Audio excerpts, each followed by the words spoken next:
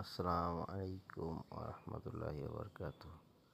তো ভাবতেছি বেশ কিছুদিন ধরেই যে আপনাদের সাথে আমার কবুতরের আপডেটগুলো দেওয়া হয় না।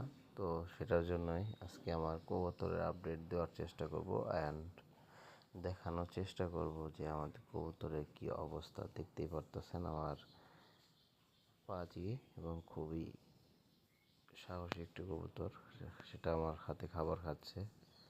এই যে দেখতেছেন আমার কবুতরগুলা, নিচে আমার টাইগার মুরগিও আছে দেখতেছেন। এই যে এটা হচ্ছে বোম্বাই কবুতর, দুইটা বাচ্চা আছে দেখতেছে, খুব সুন্দর, মাশাআল্লাহ অনেক সুন্দর হয়েছে বাচ্চাগুলা।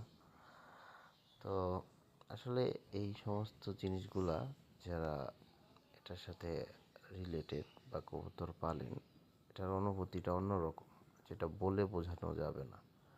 এটা হচ্ছে আমার রেসারের, এটারও বাচ্চা হয়েছে আনফর্চুনেটলি তিনবার আমরা একটা করে বাচ্চা পাইছি।